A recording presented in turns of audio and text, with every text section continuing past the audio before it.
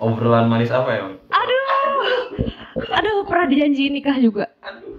Tapi akhirnya gak jadi. Ya udahlah.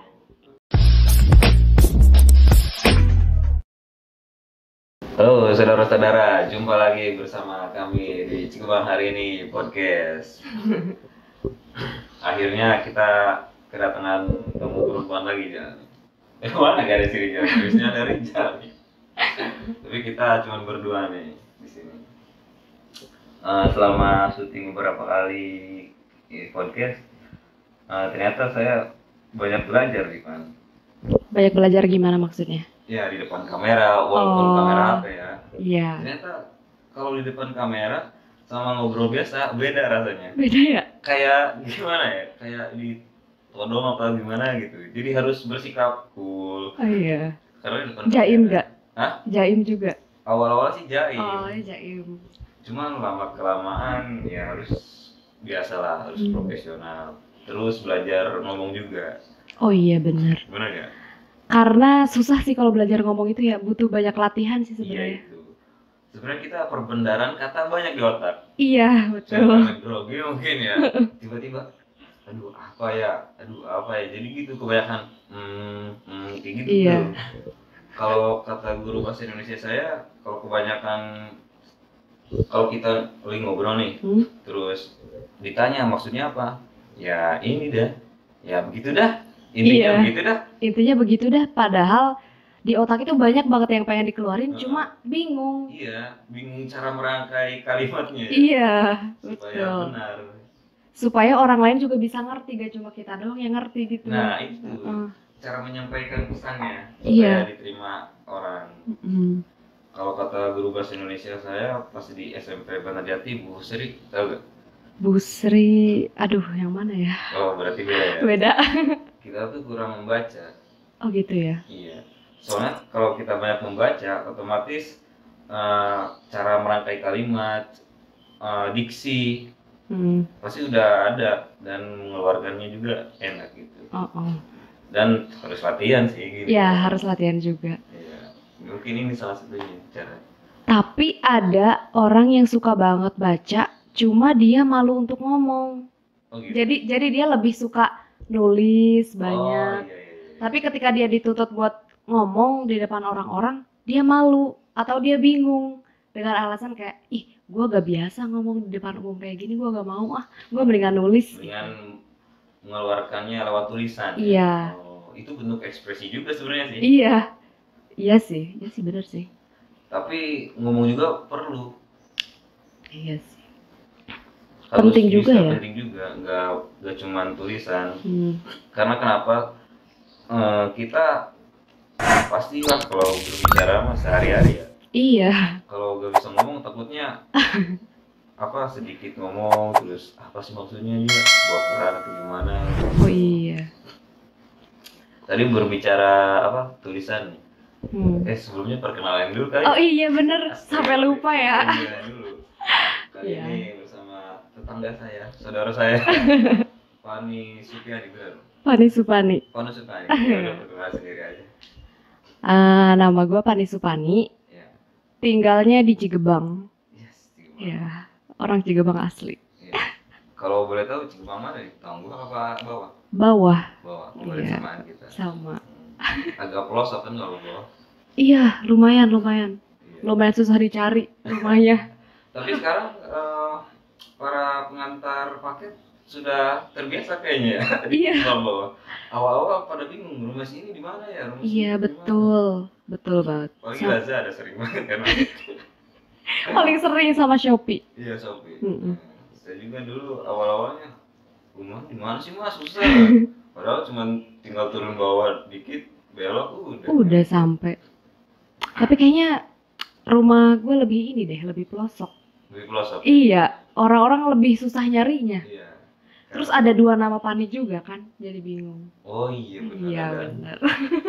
Emang mainstream channel. Iya, banyak. Iya. Jadi rada bingung. Kalau nama saya mah tidak mainstream sih. Agak Cuma susah. 1 ya? Ada 2 sih. Ada 2 ya? Ada 2 juga. Ada 2 juga ya? Orang Kongo tapi dia dan masih kecil. Oh, masih kecil. Entah kenapa kalau Oke. yang namanya Ilyas selalu dipanggil Iyas. Kenapa ya? Gak tahu, cara pelafalannya lebih enak mungkin. Oh, lebih gampang juga sih. Daripada Ilyas kagok. Kayak alif lam komari ya kan, il. Kenapa tuh? Lam mati. Iya. Itu kan kalau alif lam komari ya. Kalau alif sam ya lamnya mati dibacanya. Kayaknya harus banyak belajar tajwid lagi deh ini. Iya. Tadi kan lahir di Cirebon benar? Iya. Besar di Cirebon dong? Iya dong. Bisa diceritain nggak apa dulu pergaulan di Cirebon gitu? Oh, boleh. Waktu kecil dari mulai apa nih? Dari mulai masa-masa main. Iya, masa-masa main sama orang-orang Cirebon aja. Oh, dulu tuh sering banget main sama anak-anak sini tuh biasanya kita ke sawah. Oh iya, sawah bener. Sawah. Dulu tuh belum begitu banyak pabrik sih di sawah. Jadi masih enak, masih kayak enak aja gitu dilihatnya. Terus juga biasanya kita tuh di sawah kayak cuma ngadem doang. Gitu. Ntar dulu itu tahun berapa? Pas SD. 2000. Sekitar 2008 9 kali ya, 2008 2009-an. Berarti pas saya SMP kan. Beda generasi zamannya dulu ya. Iya. Itu waktu kelas 2 SD 2008. Tempat favorit sawah ya? Sawah. Favorit banget itu. Biasanya kita tuh ngabisin main tuh sama si Emon. Oh, berarti ada temen wanita juga? Ada. Yang sebaya? Sebaya. Iya. Si Emon. Itu si Emon sebaya, terus si Ara. Iya. Banyak banget tuh di situ. Biasanya kita ngumpul di sawah. Terus kadang bawa makanan juga, makan di sawah. Bawa bekal kali ya? Iya, bawa bekal. Terus kadang-kadang kita sampai tukeran kado gitu. Tukeran kado? Iya. Jadi kita rutin gitu. Setiap 1 bulan sekali, kita tuh selalu rutin untuk tukeran kado. Dan tempatnya tuh pasti di sawah. Iya. Dan kadonya tuh barang-barang yang kita punya aja, kita nggak pernah beli. Jadi barang yang kita punya, misalkan kita punya apa ya? Tempat pensil. Ya udah kita kadoin aja tempat pensil punya kita. Dibungkus kado biasa? Iya, dibungkus kado biasa. Itu hari spesial atau hari biasa? Hari biasa aja. Hari Pokoknya biasa. rutin sebulan sekali pasti tukeran kado. Tuh, mungkin teman-teman yang sudah beranjak dewasa bisa diingat. Kayaknya sih gak pada inget kali ya. Gak pada inget ya. Tapi inget banget sih waktu itu. Udah pada nikah teman-teman yang? Aduh, sebagian. Sebagian ya. Siapa yang udah nikah ya? Ada sih sebagian yang udah nikah. Tapi kebanyakan masih belum ya. Kebanyakan masih belum. Tapi masih sering nongkrong nggak? Sama teman-teman Ya, yang dulu. yang dulu udah jarang. Ya, jarang. Udah jarang banget. Soalnya mereka juga punya kesibukan masing-masing kan. Ya. Sama sekarang udah dewasa jadi kayak rada canggung gitu loh. Nah, iya itu. Kenapa kalau pergaulan wanita yang dulunya akrab, Iya. ketika udah beranjak dewasa malah agak ini. Kayak segan gitu. Iya. Kalau ketemu paling saling sapa doang. Bener? Nyapa pun jarang, paling senyum. Senyum doang. Iya, senyum juga Itu jarang kenapa? kayaknya. Kenapa ya? Itu masih jadi misteri loh. Agak ngerti juga deh. Kenapa Mungkin ya? karena wanita terlalu berperasaan, ngaruh gak sih? Mungkin sih. Mungkin juga karena gue malas nyapa dia. Kayaknya dia juga udah malas juga deh nyapa gue. Mungkin kayak gitu kali ya. Mungkin ya. Iya, Jadi mungkin. di otaknya itu kalau cewek itu selalu apa ya? Nerka-nerka. Nerka. Padahal mah sapa aja. Iya. Gak usah mikirin nanti aja dia nyapa balik atau enggak. Kalau cowok dari dulu temennya itu juga sampai sekarang masih akrab. Masih akrab ya? Walaupun dia udah menikah, masih akrab. Masih sering nongkrong masih gitu sering ya? Nongkrong bareng. Itu yang kurang ya kali di cewek. Iya, itu. Kalau cewek mungkin punya teman baru, teman lama di. Nah Iya. benar. Apalagi sekarang kayak udah ngelewatin SMA nih. Di SMA udah nemu banyak teman yang asik. Nah, itu. Terus kayak teman lama, ya jarang ketemu juga. Lebih sering ketemunya teman-teman yang baru nih. Ya udah sama teman yang baru aja. Iya gitu. Beda sama cowok. Kenapa tuh? Kalau sama teman baru, oke. Teman Iya. lama juga sering kontak ya. Ayo kumpul masak atau apalah gitu. Nah kalau temen cewek paling teman lamanya tuh sisa 1 atau 2 orang yang masih deket gitu. Sisanya ya udah cuma sekedar nyapa doang gitu. Bahkan kita juga nggak saling punya kontak masing-masing gitu. Kalau sekarang enggak, berarti sama sekali nggak lihat story. enggak. Kalau cowok misalkan si A sama si B belum nggak terlalu akrab nih, tapi ada perantara si C misalkan. Kenapa tuh? Jadi tetap bisa nongkrong. Misalkan si A sama B kan nggak akrab, ada perantara si C, si A sama si C akrab, si B sama si C akrab, jadi bisa gabung. Iya ya, gampang ya. Gampang. Nah kalau cewek kenapa susah ya? Kalau cewek kenapa susah? Sampai sekarang nggak ngerti juga. Tapi setahu saya kalau cewek sekalinya akrab banget. Iya. Maksudnya kemana-mana bareng cewek. Kemana-mana bareng nginep, terus apalagi kalau udah saling sama-sama curhat gitu. Wah itu udah bisa deket banget itu. Banget. Iya. Itu yang nggak dipunyai cowok tuh. Kalau cewek kalau akrab banget. Kalau enggak ya biasa aja gitu. Enggak. Kalau cowok biasa aja, nongkrong ayo. Nggak ngobrol pun yang penting nongkrong aja. ML apa Mobile Legend. Kalau saya mah gak main sih, jadi gak ngerti. Oh gitu ya. Tapi biasanya cewek-cewek dulu tuh nongkrongnya di mana tuh? Pas kita kecil gitu. Iya, pas kita lagi pas. Oh iya. Biasanya di mana ya? Selain di sawah, di rumah siapa biasanya? Di rumah si Mumun. Itu markas besar itu sumpah. Jadi semua orang tuh pasti mainnya di situ. Gak tahu kenapa. Pasti kumpulnya tuh di situ. Iya. Kalau cowok kan di rumah saya di sini. Karena mungkin di sini gak ada ceweknya. Oh iya benar. Kakak-kakak saya kan cowok semua. Iya. Jadi nggak canggung. Iya sih benar. Iya gitu. Terus sekarang komunikasi sama tetangga atau gitu gimana? Lancar sih, alhamdulillah. Cuma yang kurang lancar itu yang tadi, yang teman-teman kecil dulu. Udah nggak pernah komunikasi sama sekali. Sekolah dari SD di sini? Iya. Sampai SMA doang yang agak jauh di Citarap. Agak jauh. Berapa kilometer? 1 kilometer mungkin ada kali ya? Enggak, pasti lebih lah. Oh lebih ya? Lebih. Nah pasti kan meninggalkan daerah Cigubang lah. Ada ini tersendiri, apa namanya? Wah kok dunia luar begini gitu. Ada kecanggungan tersendiri. Ada. Teman-teman dari berbagai daerah kan? Iya benar. Kalau pas SMP, pas SD, SMP itu teman-temannya masih sebagian ada yang sama. Masih lingkup kecil lah. Masih lingkup kecil. Paling kalau di SMP tuh agak jauh tuh orang mana ya? Orang Citarap paling agak jauh ya di SMP. Iya, sekitar Gria, Cicadas lah. Iya. Itu masih sama aja sih. Sama aja belum nemu kayak wah ada orang seaneh itu ya gitu. Enggak. Iya, benar. Kalau SMA lebih kompleks lagi pertemanannya. Iya. Walaupun SMA-nya cuma di Citarap, tapi orang-orangnya tuh kayak apa ya? Kayak beda-beda aja banyak gitu, macam-macam. Ada yang apa ya? Ada yang suka naik gunung lah. Kalau di SMP kan ya mana ngerti ya anak SMP. Terus kalau di SMA tuh ada yang suka main jauh. Jadi menambah perspektif baru kan, kalau ngobrol pun beda pasti. Beda banget. Iya. Nah beda banget dulu di SMP sama SMA. Kalau di SMP dulu tuh teman-temannya tuh kalem-kalem banget. Iya. Kalem banget teman-temannya. Nah sejak masuk SMA itu benar-benar berubah banget. Kaget sih. Apalagi kan pas SMA ternyata kan tes dulu kan. Iya. Nah ternyata lolosnya tuh jadi anak IPS.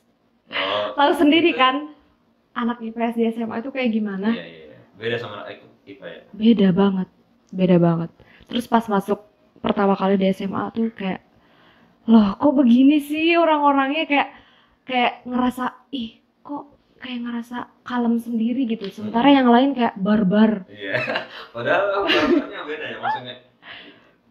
Apa tanda kutip barbar bukan yang nakal gitu bukan, tapi kayak rata-rata orangnya tuh banyak omong semua gitu, pada gimana ya, pecicilan ya. tuh. Beda lah sama warga sekitar sini lah. Beda banget. Terus gimana memandang, kok saya terasa berbeda sendiri karena mungkin dari pelosok tadi. Iya. Nah, pas awal masuk SMA itu punya temen tuh cuma satu. Sampai beberapa bulan. Gak punya teman banyak. Karena susah adaptasinya sih awal-awal, kayak susah, kayak ngerasa kalem sendiri. Ya iyalah, orang dari 6 tahun, 9 tahun yang gak kemana-mana maksudnya. Oh iya benar. Tiba-tiba keluar harus beradaptasi. Culture shock.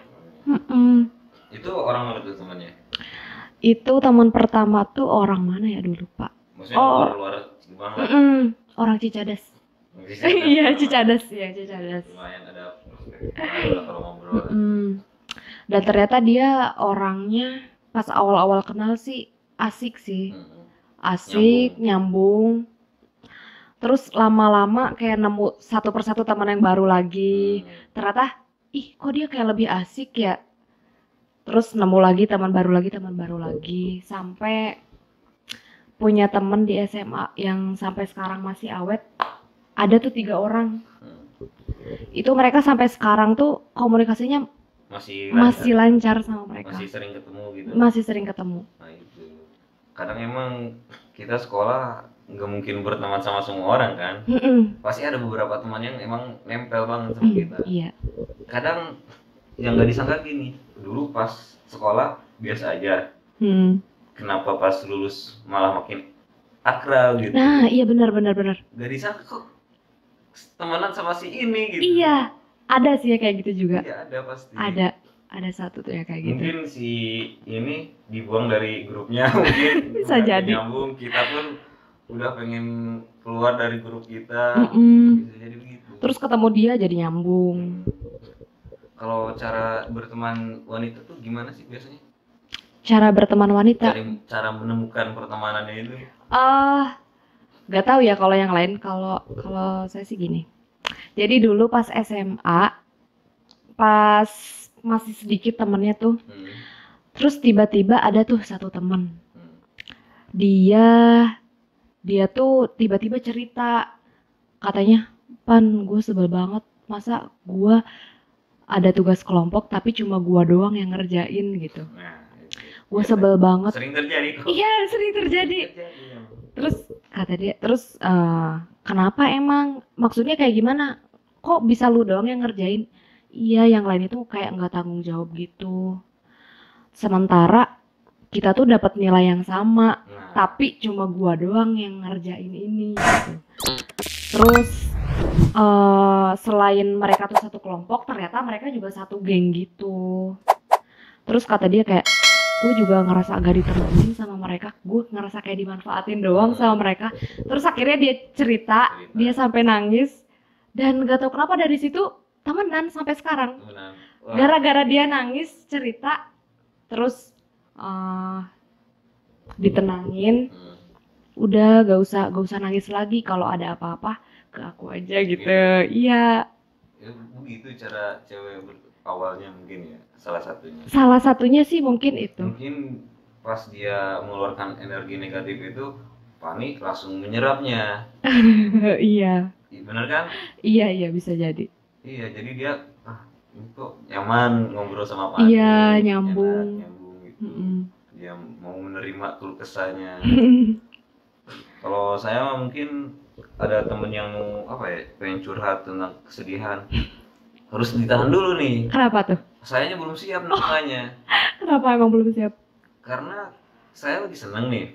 Tiba-tiba ada teman yang bersedih-sedih. Otomatis saya harus menyerap energi dia dong. Oh iya. Tar dulu, saya belum siap nih. Yes. Saya harus siap-siap dulu gitu. Kalau sekarang mah.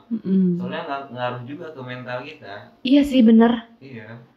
Karena kayak kita tuh lagi gak kenapa-napa nih, tiba-tiba ada orang yang cerita, sementara kita tuh dituntut harus ngerasain apa yang dia rasa gitu. Gitu. Iya bener. Jangankan cerita langsung, di sosial media aja, lihat story kita lagi seneng, lihat story orang kadang sedih, ini sedih kenapa, kita ikut sedih. Iya, jangankan story, film aja.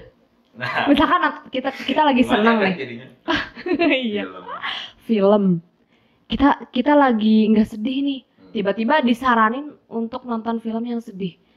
Ya mana nyambung gitu, mana dapat feel-nya gitu. Makanya kalau ada temen yang mau curhat dulu, kitanya harus siap dulu. Takutnya jadi kalau nggak siap paling ya sabar aja ya sabar aja. Itu jadi nggak enak sih temennya curhatnya. Iya betul. Kalau siap kan kita benar-benar ada buat dia. Iya. Gitu. Dan dia juga pasti ngerasain kayak nyaman gitu curhat sama kita. Iya, senang. Itu harus diutamakan kenyamanannya. Iya. Kalau di SMA sendiri kan pasti ada beberapa kegiatan yang baru, hal-hal yang baru yang dilakuin kayak hobi gitu. Iya. Dapat hobi baru? Oh, dapat banget. Apa tuh? Ikut redaksi. Wah, itu jurnalis kayak gitu ya? Iya. Itu pas SMP apa SMA? SMP pernah juga. Buzz News kan? Iya.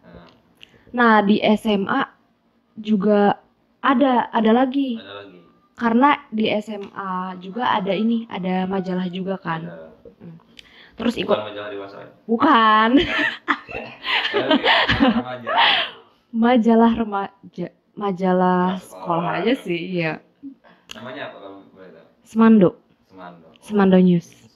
Iya. Semando itu SMA Indosemen. Iya. Kalau sekitar sini pasti tahu. Iya. Itu sebagai penulis atau sebagai editor atau? Sebagai penanggung jawab sastra sih waktu itu. Penanggung jawab sastra. Jadi job desk-nya itu bikin konten puisi di dalam majalah, terus cerpen, terus artikel juga beberapa. Yang berkaitan dengan sastra? Oh, gitu. Yang berkaitan dengan sastra. Berarti emang Fani suka hal-hal yang bernuansa sastra? Suka banget. Nanti kita cerita itu, tahan dulu ya. Iya, boleh. Masih di seputar redaksi. Iya, dan ternyata organisasi redaksi di sekolah SMA tuh ternyata lebih ketat. Kan kalau di SMP, kalau kita mau ikut jurnalis kita tinggal ikut doang. Iya. Nah, kalau di SMA kita juga sama tinggal ikut doang, tapi ada seleksi. Dan seleksinya tuh lumayan sih, seminggu. Itu ngapain aja seleksinya? Itu yang pertama kita kumpul semua yang mau ikut. Terus kayak isi form gitu. Isi form kayak isinya tuh kayak tujuan kamu masuk redaksi itu apa sih? Motivasinya apa? Terus kamu tuh punya kelebihan apa sih yang bakal kamu sumbangin di sini? Gitu. Pasti ngejawabnya apa tuh dulu? Ngejawabnya dibagus-bagusin aja. Dibagus-bagusin supaya si kakak-kakaknya itu yakin kalau misalkan saya itu pantas masuk redaksi gitu. Berarti itu memacu untuk belajar menulis atau emang sudah hobi menulis duluan? Sudah hobi menulis duluan sih sebenarnya. Oh, berarti alasan karena masuk itu karena hobi menulis? Iya, karena hobi nulis. Dan di redaksi juga ternyata kalau di SMA tuh kita nggak hanya bikin karya aja, tapi kita juga diajarin sama guru bahasa Indonesianya. Kan guru bahasa Indonesia itu jadi pembimbing redaksi juga ya sekaligus. Kita diajarin cara menulis yang baik yang benar tuh kayak gimana. Terus kita juga diajarin untuk berbicara di depan umum. Nah, enaknya di situ. Banyak banget hal-hal yang baru yang dipelajari di redaksi SMA. Ternyata lebih luas daripada di SMP. Kalau di SMP juga banyak banget ilmunya. Cuma ternyata lebih luas di SMA. Ternyata redaksi itu nggak cuma nulis, nggak cuma tentang nulis, tapi kita dituntut buat belajar wawancara orang. Kayak kita juga latihan nulis juga itu udah pasti. Terus berbicara di depan banyak orang juga. Nah, mungkin ini salah satu bentuk kayak media gitu, media di Cigubang. Iya benar. Iya. Cuman ini kan bentuknya masih visual ya, belum teks. Oh iya. Nah, rencananya sih kedepannya awalnya Cikbang hari ini tuh saya ingin nih malah kayak majalah gitu. Oh, kayak majalah. Iya, jadi terbitnya kayak sebulan sekali, seminggu sekali. Oh, Ada apa asik nih? asik asik asik. Terus saya juga mikir, nih kayaknya ngerekrut Spani cocok buat jadi jurnalisnya. Saya kekurangan orang. Oh gitu ya. Ternyata Apa tuh? duluan YouTube-nya. Oh. Karena ada si Sandi, editor kami. Ini tuh Bapak yuk. Ya udah namanya Cikbang hari ini aja. Ngikutin dari luar negeri kayak New York hari ini, New York Today, Jakarta hari ini. Iya, pernah dengar. Iya. Awalnya bukan YouTube bahkan. Oh, jadi awalnya tuh lebih dulu idenya buat majalah. Iya, daripada YouTube. Buat media. Oh, buat media. Persnya. Oh, iya. Hari ini tuh. Tapi duluan YouTube yang lagi happening aja YouTube. Iya sih, karena orang-orang sekarang kayak lebih prefernya ke YouTube. Iya, ke YouTube, Instagram, terus sosial media yang lain sih. Iya, dibandingkan cetaknya ya. Iya, benar. Tapi benar. Kayak gimana ya rasanya kalau cetak tuh beda. Kayak old school ya. Iya. Megang ini tulisan kita. Kayak museumkan. Iya benar. Kayak kalau tulisan tuh kayak bisa kita simpan terus bisa kita simpan terus waktu-waktu bisa dilihat lagi. Iya gitu. Kayak lebih kerasa aja gitu ada bentukannya. Itu rencana awalnya. Tapi next lah kita urusin lagi. Soalnya kan kesibukan juga. Iya. Pak juga sibuk bekerja. Iya. Bener kan? Iya. Kerja di mana sekarang? Di Fako. Konstruksi lah ya. Iya. Gimana tuh kerja di perusahaan yang notabene maskulin lah? Aduh. Gitu. Awalnya ngerasa apa ya? Aneh banget soalnya ilmu baru banget sih. Karena kan anak IPS ya. Biasa makanan kita sehari-hari sejarah, sosiologi. Belajar tentang masyarakat. Iya. Terus tiba-tiba pas kerja belajar tentang teknik. Ya, mana ngerti gitu ya. Belajar dari nol lagi dong. Dari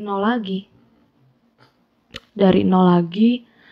Terus ditambah lagi ternyata di lingkungan tempat kerja tuh ceweknya dikit banget. Nah itu, pasti ada tekanan nggak?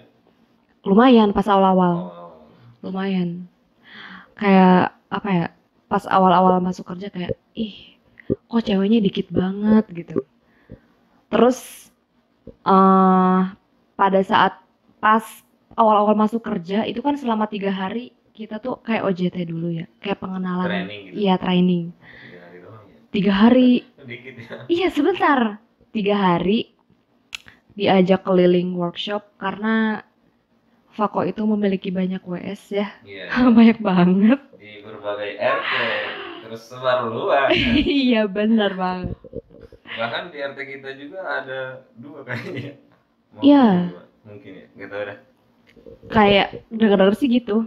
Dengar-dengar. Ya, kalau kapitalis sih bebas ya. Maksudnya Aduh. Siapa yang punya modal dia yang berkuasa sih. Iya, benar, berat banget ya kalau ngomongin kapitalis. Dia pemilik modal yang berkuasa sih. Iya. Kita kebetulan aja orang nggak punya gitu. Iya. Kalau kita punya pasti kita juga menguasai. Nah, iya sih, benar sih. Kalau kita orang punya, pasti juga kita sama seperti mereka. Iya, sama. Kebetulan aja kita miskin. Kebetulan aja kita, ya gimana ya, butuh. Iya. Terus kita juga miskin ya, bener ya? Iya. Semua itu udah ada porsinya kan. Iya.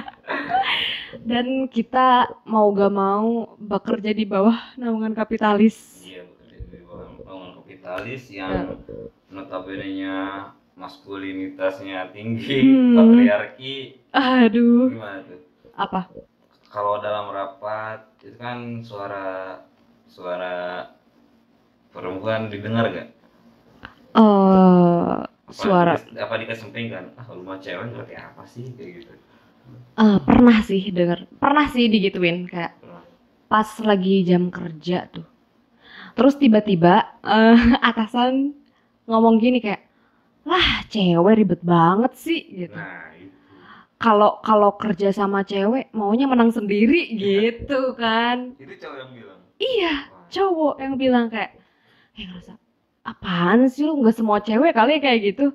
lu gak boleh memukul rata kayak gitu. Iya, itu kayak diskriminasi ya. Iya. Sebenarnya nggak cewek nggak cowok, emang kalau dianya ribet aja ya ribet. Iya benar. Cara kerjanya gak bener ya jangan nyalahin cewek atau cowoknya. Iya, jangan bobo gender ya. Dalam dunia kerja kalau misalkan dia salah ya berarti emang yang salah tuh dianya, bukan masalah dia laki-laki atau dia perempuan.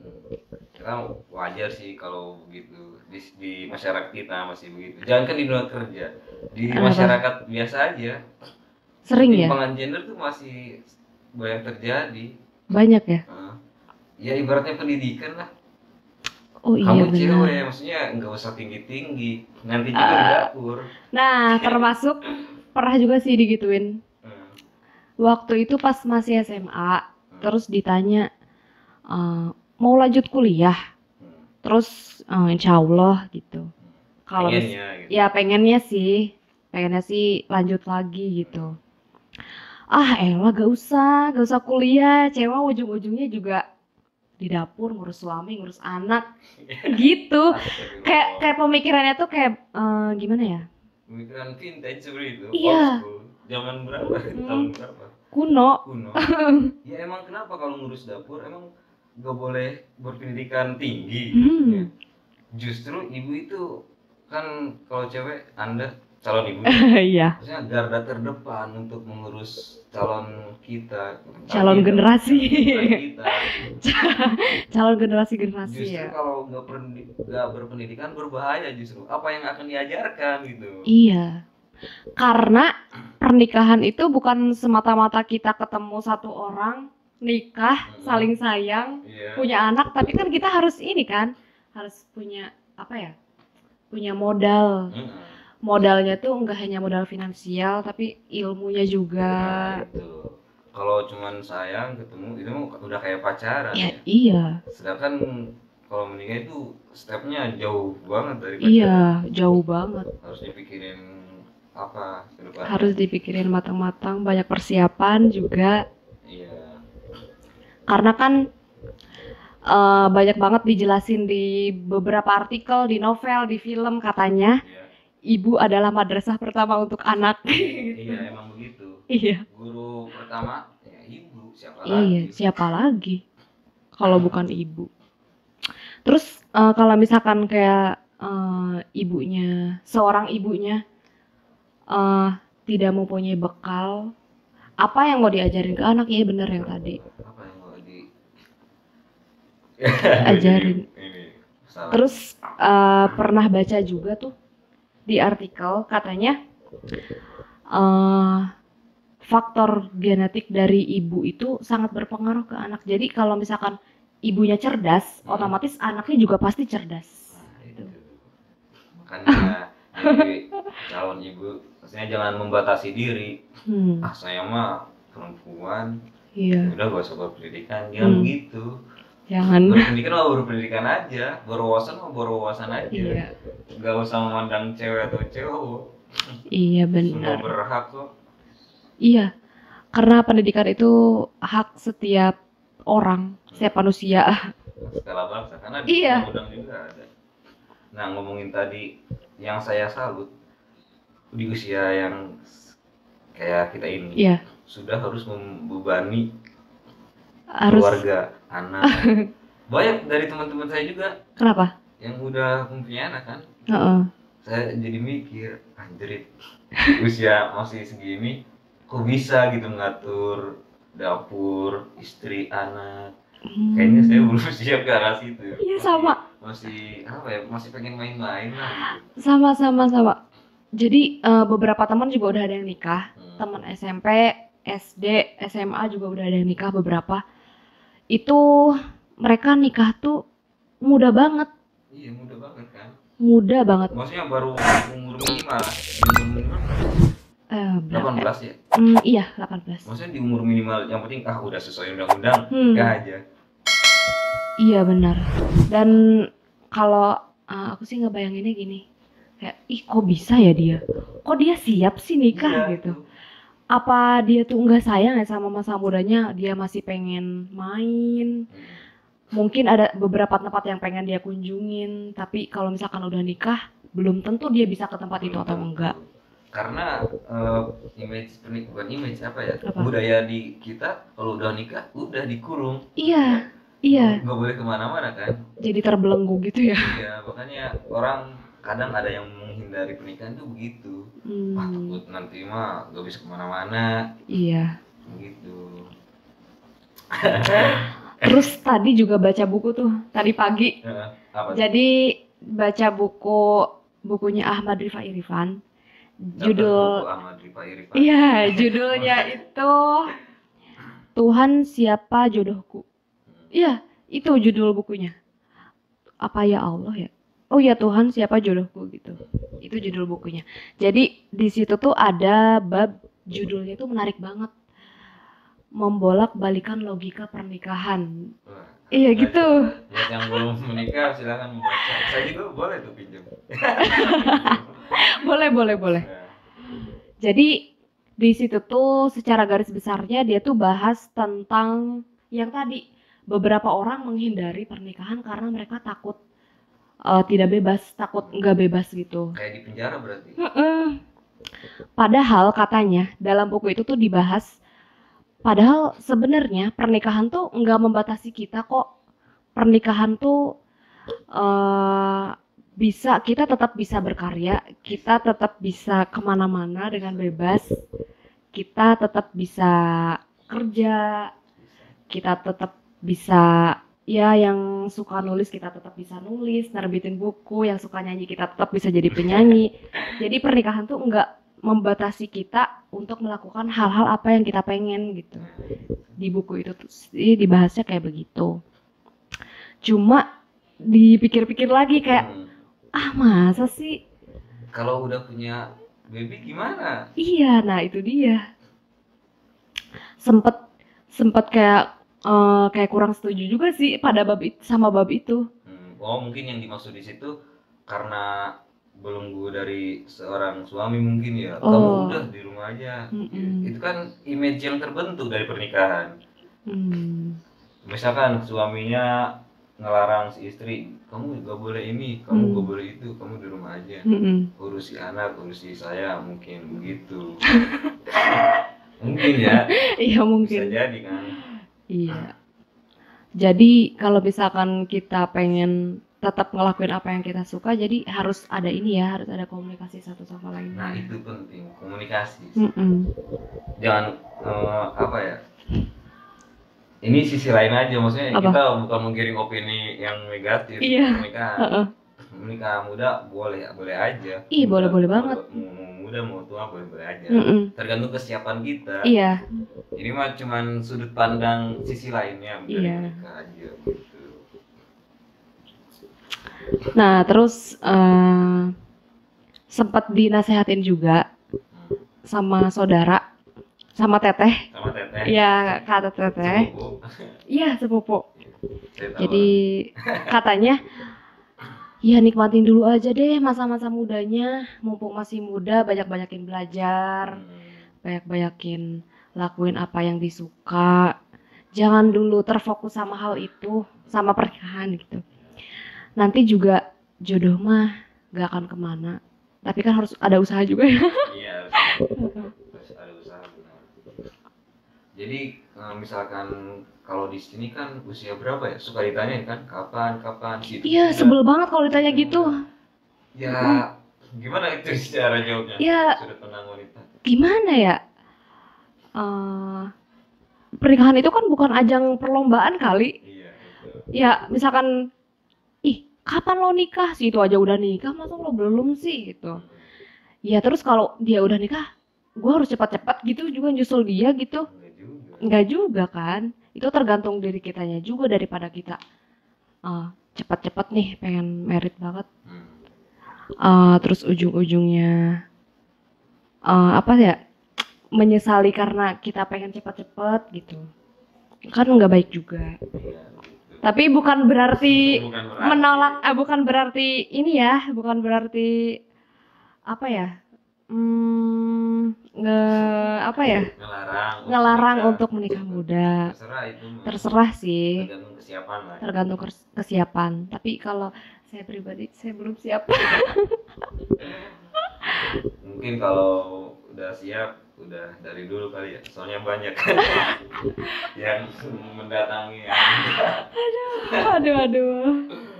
Mungkin Fani juga maksudnya punya pilihan sendiri. Saya belum siap. Itu hak Fani juga. Iya dong. Terus masalah bukan perjodohan ya? Apa? Kayak apa sih yang taruh gitu? Oh iya, taruh. Kenapa? Iya, maksudnya taruh kan pengenalan. Iya. Kita jangan sampai apa ya? Kayak menikah tapi belum kenal banget. Ngerti nggak? Iya. Jadi kita belum tahu karakter misalkan Fani itu gimana sih orangnya. Kan di taruh itu fungsinya untuk perkenalan kan? Iya. Dari A sampai Z. Iya benar. Jadi ketika sudah berumah tangga, misalkan Fani kok Fani cepet tersinggung. Oh iya. Kok jadi gini. Jadi komunikasinya kurang gitu. Karena kurang mengenal di awalnya. Nah benar banget. Terus di CV ta'aruf tuh makanya itu lengkap banget isinya. CV. Kalau Fani pakai CV? Pakai. Udah pernah lihat belum? Belum. Belum pernah lihat. Nanti cari di Google kalau dicoba. Nah kebetulan kan ikut Liko. Nah. Apa dulu kalau yang belum tahu Liko itu? Oh, Liko itu pengajian. Pengajian rutin tiap seminggu sekali biasanya. Nah kebetulan di Liko itu kan anggota Liko kita kan perempuan semua.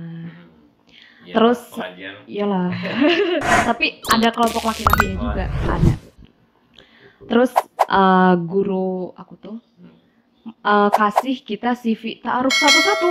Tapi template-nya atau contohnya? Contoh CV ta'arufnya. Katanya nih Neng CV ta'aruf gitu. Iya Neng. Siapa tahu ada yang udah berminat gitu. Bisa langsung isi, nanti bisa kirim ke ibu gitu. Nanti ibu cariin calonnya gitu. Ternyata pas dilihat isi CV ta'arufnya itu tuh lengkap banget. Bener-bener detail. Dari mulai biodata diri kita udah pasti.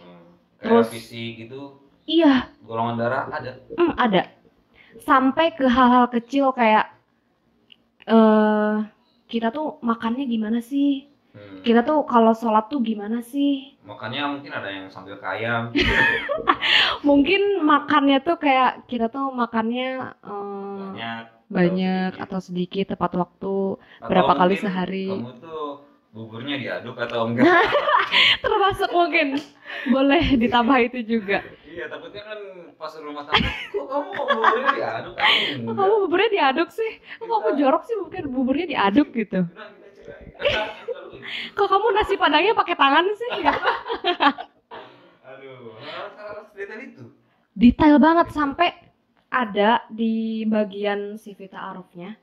Itu kita harus ngedeskripsiin diri kita kalau kita lagi marah tuh kita gimana sih? Gitu. Ada.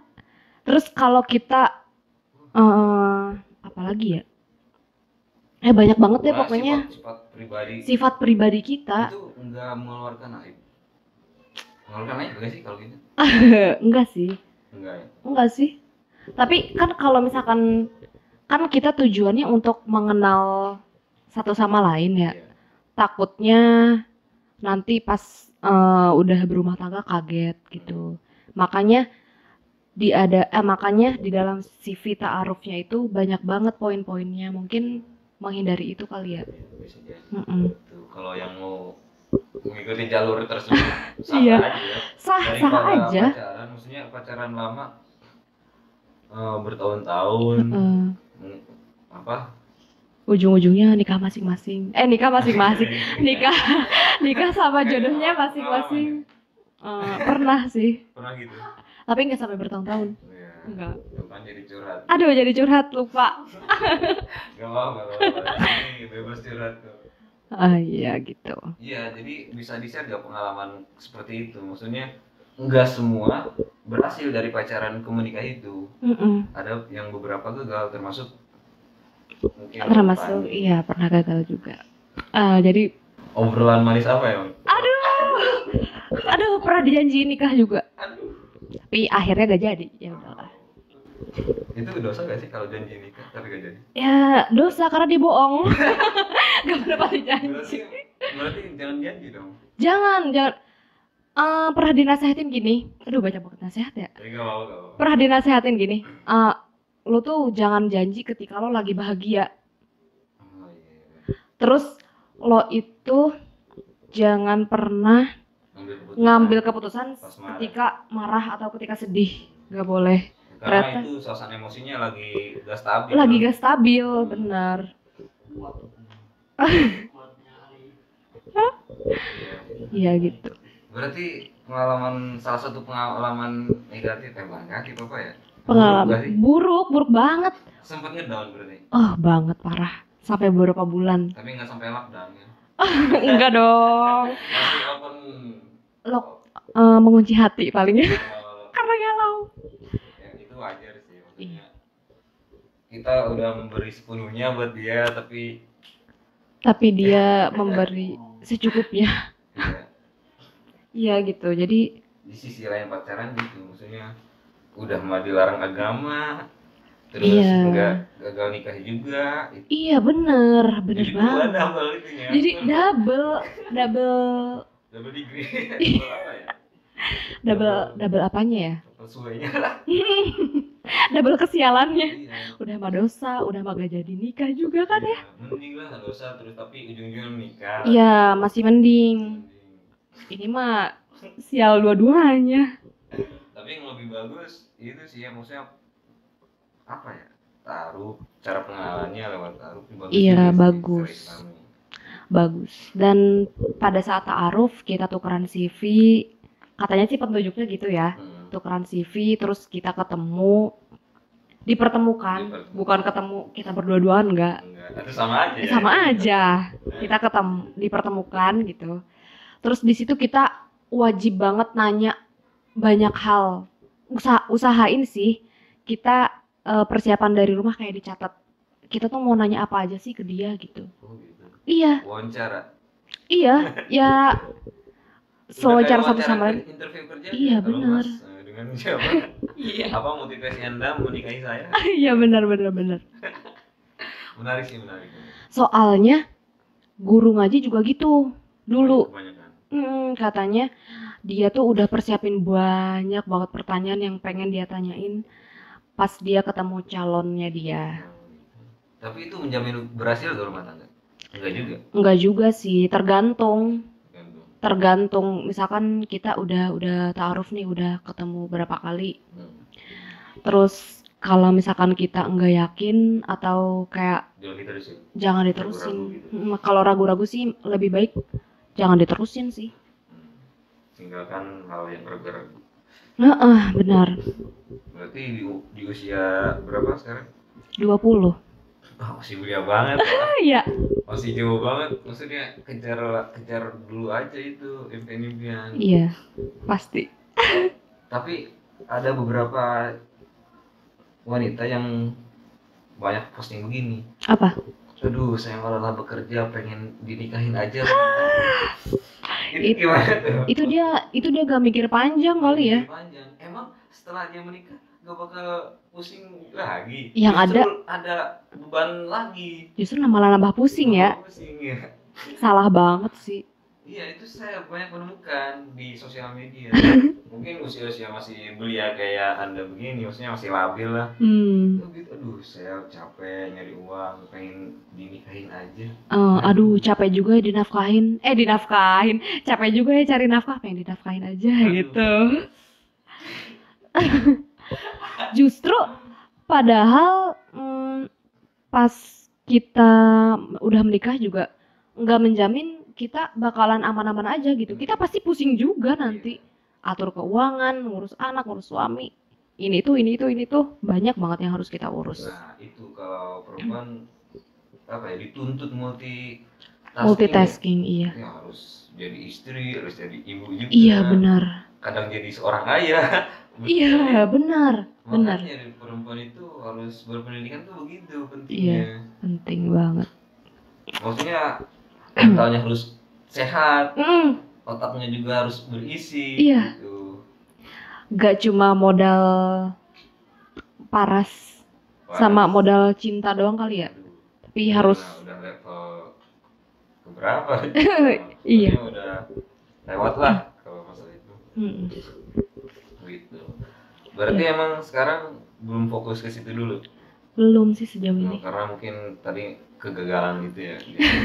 Salah satunya. Salah satunya. Pas gagal itu jadi kayak susah percaya lagi sama orang sih. Jadi bener-bener pilih-pilih banget. Mm-mm. Nah, Tapi nggak trauma kan? Nggak sampai trauma gitu. mm, Mengunci diri, saya tidak mau. awal-awal, enggak sampai gitu. Wah, ngeri juga kalau gitu ya. Enggak sampai gitu. Iya kan, karena ayah Anda juga kan seorang laki-laki gitu. Iya. Nah, kadang-kadang pengalaman aja sih. Kita tuh kadang-kadang menyukai seseorang itu dari potensi, ngerti gak sih? Gimana tuh? Nah, jadi Bisa misal, jelaskan nggak? Saya tidak paham. contohnya aja ya. Jadi pernah sih waktu itu kayak kenalan gitu kan sama orang baru. Setelah yang ninggalin itu, yang ninggal. Nah, terus kebetulan kenal lagi orang baru. Kayak awal-awalnya sih sempet ragu sama dia. Terus Justru awalnya ragu. iya, awalnya ragu. Terus nanya ke temen, minta pendapat. Ini menurut lo gimana ya ini? Udah apaan, gak usah gitu. Tapi akunya kekeh gitu. Kayaknya dia baik deh gitu. Jadi maksud dari potensinya dia itu kayak kita menyukai dia tuh karena ekspektasi yang kita buat sendiri. Kita berimajinasi, kayaknya dia cocok kalau begini. Iya. Nah, seandainya dia lebih baik lagi sedikit aja, aku mau deh sama dia. Seandainya dia lebih rajin dikit aja, dia pasti berhasil dan aku mau sama dia. Kita jadi berimajinasi. Iya, berimajinasi tentang dia. Gitu. Terus pada akhirnya setelah setengah jalan hubungan, dia tiba-tiba berubah. Sebenarnya dia nggak berubah, dia memang kayak gitu, emang gitu. Cuma pikiran kita aja yang melebih-lebihkan gitu. Itu mungkin ya, kalau si perempuan ngerasa tersakiti mungkin begitu ya. Iya. Cara memandang laki-laki itu begitu. Cara memandang itu dari potensinya, dari ekspektasinya dia, bukan dari keadaan dia saat itu. Jadi jadi gak sedikit juga kayak kita tuh banyak nuntut dari dia, kayak kok kamu gini sih, aku nggak suka kamu yang kayak gini. Gitu. Aku nggak suka ya kamu kayak gini, aku nggak suka, dan akhirnya hubungannya jadi nggak sehat gitu. Padahal masih si cowok ini emangnya dari awalnya begitu. Emang dari awalnya kayak gitu, kitanya aja yang terlalu banyak ekspektasi gitu. Itu sih bukannya menyalahkan perempuan ya, cuma memang banyak banget dialami. Banyak banget dialami. Cara pandang tersebut mulai sedikit nih diubah sedikit. Mulai diubah sedikit demi sedikit, bahwa semua orang itu berpotensi buat nyakitin kita. Ya itu. Semua orang berarti itu mikir negatif dulu. Iya. Semua orang itu berpotensi untuk bikin kita kecewa. Kita pun punya pasangan nggak bakalan mulus-mulus aja, bakalan bahagia gitu. Dia pasti ada masanya dia bikin kita kesel, dia bikin kita kecewa gitu. Berarti cara kita menyikapinya aja. Misalkan dia lagi kesel atau lagi apa gitu. Ternyata dia emang lagi begini orangnya. Emang begini orangnya, dan kita juga sebisa mungkin jangan bikin dia nambah kesel gitu. Itu sih banyak belajar dari pengalaman kemarin sih. Banyak banget. Yang maksudnya usia segini masih labil-labilnya lah. Iya, masih labil banget. Muda banget ya, wajar lah. Wajar. Goncangan-goncangan. Bahkan saya di usia segini aja alhamdulillah sih belum mengalami goncangan dahsyat kayak gitu. Belum. Jadi masih fine aja. Segera ngalamin ya. Semoga segera ngalamin. Jangan. Karena seru jadi banyak belajar sih. Ya, jadi up down-nya itu loh. Iya. Mental kita dikuras, terus emosi, terus akhirnya pada saat kita setelah melewati masa-masa itu kayak lucu aja gitu. Kok dulu gue selebay itu ya gitu. Iya, padahal itu wajar dialami setiap orang kan. Wajar. Karena semua orang pernah alay sih pada masanya. Iya kan, anak-anak, Iya. remaja, alay, dewasa. Itu lalu Oh, remaja dulu baru alay ya? remaja dulu. Bukan remaja yang alay. Itu bisa. Bisa juga ya? Mau tanya nih, bener gak sih kalau Apa? perempuan itu lebih mementingkan perasaan daripada otak? Bener sih. Bener sih. Emang itu udah kodratnya atau apa?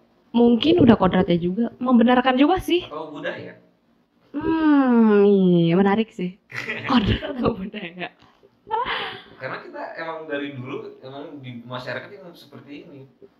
Iya sih, kayak Coba mungkin yang di masyarakat yang emang mau mengagungkan pengetahuan lah, pasti dia dituntut untuk berpikir secara logika,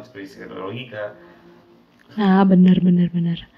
Karena mungkin kenapa orang-orang bilang perempuan lebih mementingkan perasaan, karena mungkin banyak yang ngalamin, banyak banget yang ngalamin, dan sedikit perempuan yang yang mengutamakan logika dibanding perasaan. Jadi orang-orang kayak langsung memukul rata aja gitu bahwa perempuan ini lebih mengutamakan perasaan daripada logika gitu. Padahal mungkin enggak juga kali ya. Kalau menurut saya pribadi, tadi opini saya mah. Oh, karena budaya ya. Budaya masyarakatnya begitu ya, tertanam sekian ratus juta tahun dari dulu mungkin. Lumayan klasik juga ya masalah itu ya. Lumayan klasik ya. Ke bawah-bawah sampai di era sosial media sekarang. Iya, sampai di era Informasi sekarang lah.